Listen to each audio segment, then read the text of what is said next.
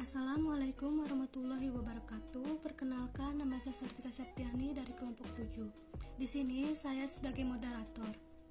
Pembahasan yang akan dijelaskan oleh kelompok 7 ialah metode target costing yang terdiri dari 6 subbab. Yang pertama, definisi metode target costing yang akan dijelaskan oleh Saudari Ajeng Gina. Yang kedua, karakteristik metode target costing yang akan dijelaskan oleh saya sendiri. Yang ketiga, siklus biaya yang akan dijelaskan oleh Saudari Maya Aropa.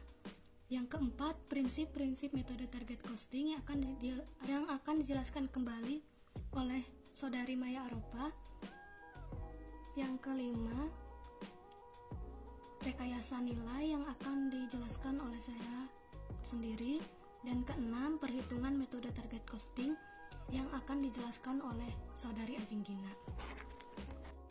Assalamualaikum warahmatullahi wabarakatuh. Saya Ajeng Gina dari kelompok 7 akan menjelaskan tentang metode target costing.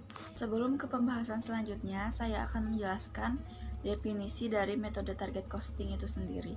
Jadi, metode target costing itu perhitungan biaya yang ingin didapatkan oleh suatu perusahaan tersebut untuk menentukan terlebih dahulu modal yang harus dikeluarkan untuk suatu barang atau jasa sesuai harga yang ada di pasaran. Dengan itu, perusahaan dapat menghasilkan laba yang diharapkan. Karakteristik metode target costing. Metode target costing ini memiliki beberapa karakteristik khusus yang membedakannya dengan metode fast-based pricing, tetapi perlu kita ketahui terlebih dahulu apa yang dimaksud dengan metode fast-based pricing. Take a toll-based estimating merupakan penentuan tarif sebuah produk yang didasari sebuah hipotesis. Maka, ditemukan pembuatan produk pada perusahaan yang tercantum dan langsung mengarahkan harga jualnya berdasarkan metode tertentu. Lalu dipasarkan kepada pembeli atau pihak ketiga selaku konsumen. Dalam metode ini, manajemen memperhitungkan tarif yang sudah tersedia untuk memproduksi sebuah produk dengan memanfaatkan beberapa metode. Yang pertama, target costing dimanfaatkan untuk level perencanaan dan desain. Yang kedua, target costing menciptakan suatu dasar perencanaan dengan adanya penyusutan biaya. Yang ketiga, target costing dipilih buat perseroan yang menunjuk lebih pada penerapan yang menciptakan aneka macam-macam produk dengan total, sedang, dan sedikit. Tidak seperti yang terdapat di dalam industri yang mengarah dalam cara penerapan sebuah produksi yang bersifat massal. Yang keempat, target costing diwujudkan buat pengelolaan dengan memakai lebih jelasnya desain dan juga dengan metode produksi. Yang kelima, dalam proses yang menetapkan sasaran tarif masih ada beberapa metode ilmu manajemen yang digunakan dengan wujud arahan dengan menggunakan penentuan sasaran tarif di dalamnya yang menaungi sasaran yang dipertimbangkan dengan penataan produk. Yang keenam, terdapat liputan mengenai biaya yang setara untuk membantu jalan penyusutan pembiayaan. Yang ketujuh, target costing menambahkan perumpamaan driving cost dalam pembuatan produk di masa yang akan mendatang. Dengan sasaran costing menggunakan metode yang berbeda seperti peningkatan produk baru. Yang kedelapan, kerjasama departemen sangat dibutuhkan dalam melakukan sasaran costing. Assalamualaikum warahmatullahi wabarakatuh. Saya Maya Aropa. Saya di sini akan menjelaskan tentang siklus biaya. Siklus biaya yaitu aktivitas dalam sebuah perusahaan, mulai dari pengembangan, riset, produksi, distribusi, dan lain sebagainya. Sebelum melakukan riset dan pengembangan, perusahaan harus menetapkan terlebih dahulu produk apa saja yang akan dibuat. Setelah itu, baru ditetapkan dimulai melakukan riset dan pengembangan. Target costing dalam sebuah perusahaan akan menetapkan harganya terlebih dahulu. Setelah itu, kualitas akan mengikuti harga. Jadi, biayanya pun harus diturunkan sesuai dengan yang dikehendakinya. Untuk menurunkan biaya tersebut, perusahaan memiliki beberapa cara alternatif, diantaranya 1. Mengintegrasikan teknologi manufaktur baru, menggunakan manajemen biaya yang canggih dan mencari produktivitas yang lebih tinggi, dan perusahaan pun dapat segera menurunkan biaya. Pendekatan ini menggunakan Kaizen costing. Yang kedua, dengan mendesain kembali produk dan jasa di sebuah perusahaan, dapat menurunkan biaya. Prinsip-prinsip metode target costing. Yang pertama yaitu harga jual mendahului biaya. Dalam sistem ini, menetapkan target biaya dengan mengurangi margin laba, sehingga harga pasar dikendalikan oleh situasi pasar target laba. Proses target costing digerakkan oleh competitive intelligence. Yang kedua, fokus pada pelanggan. Sistem ini digerakkan oleh pasar. Target ini tidak dapat dicapai dengan cara mengorbankan tampilan yang diinginkan pelanggan.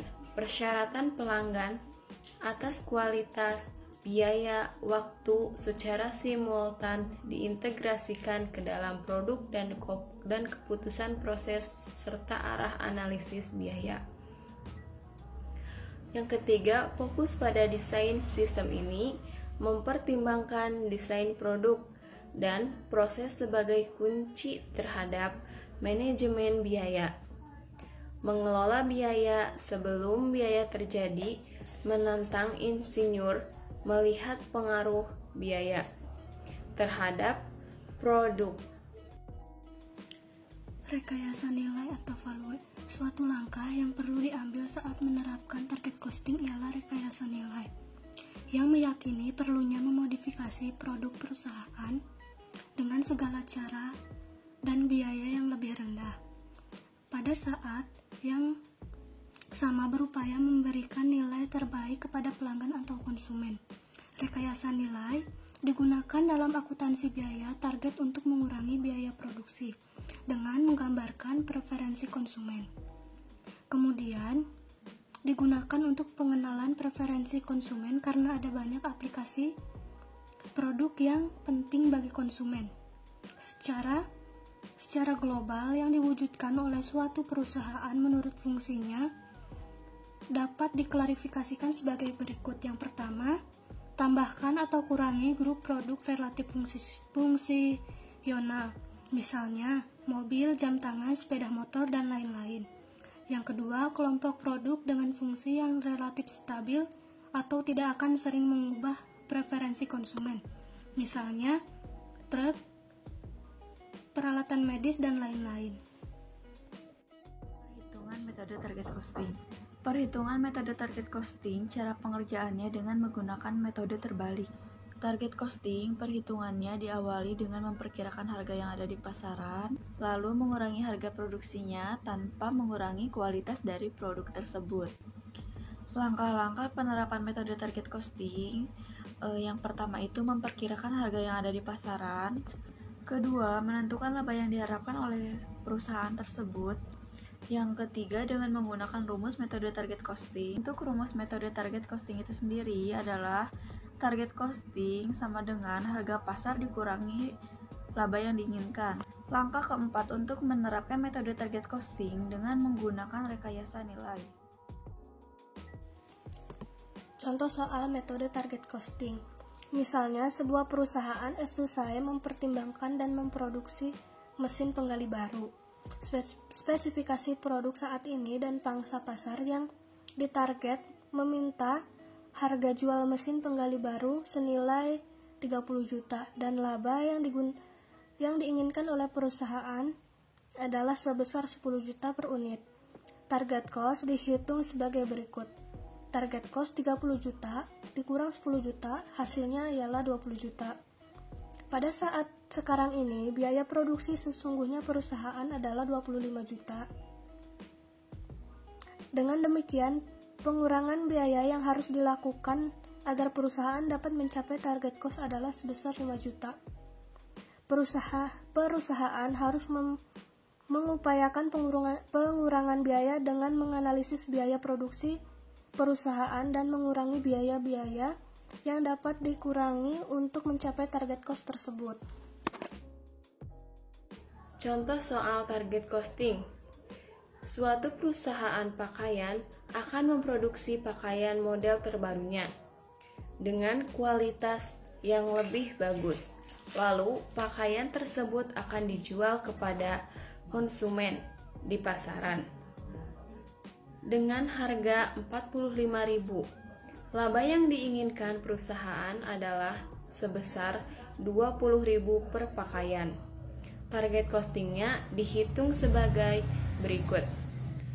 Target costing sama dengan 45.000 dikurangi 20.000, berarti 25.000. Jadi, modal untuk pembuatan pakaiannya adalah 25.000 dan dijual di pasaran dengan harga 45.000, maka perusahaan tersebut akan mendapatkan keuntungan sebesar Rp20.000 dari satu pakaian. Sekian, wassalamualaikum warahmatullahi wabarakatuh. Suatu perusahaan sandal akan memproduksi sandal model baru dengan kualitas yang sama tetapi tampilan yang berbeda. Lalu, sandal tersebut akan dijual kepada konsumen di pasaran dengan harga Rp35.000. Laba yang diinginkan oleh perusahaan sandal tersebut yaitu sebesar Rp15.000 per pasang sandal. Target costing dihitung sebagai berikut. Rp35.000 dikurang Rp15.000 sedangkan Rp20.000. Jadi, modal untuk pembuatan sandalnya sebesar Rp20.000 lalu dijual di pasaran dengan harga Rp35.000. Maka perusahaan tersebut akan mendapatkan keuntungan Rp15.000 dari per pasang sandal. Supaya target costing bisa dijalankan agar mendapat keuntungan yang diinginkan oleh perusahaan sandal, maka saya memberikan masukan atau saran sebagai pertimbangan perusahaan ini dalam mengambil keputusan. Dengan ini, masukan yang diberikan kepada pemilik usaha dalam penggunaan bahan baku dapat dilakukan penghematan pada saat menggunting bahan atau webbing, dan pada saat pemakaian skrup lebih berhati-hati lagi karena jika tidak berhati-hati nanti skrupnya bisa rusak atau tidak berfungsi lagi. Demikian yang dapat kelompok 7 sampaikan. Semoga ilmunya bermanfaat. Apabila ada salah-salah kata mohon dimaafkan. Wabillahi taufiq wal hidayah. Wassalamualaikum warahmatullahi wabarakatuh.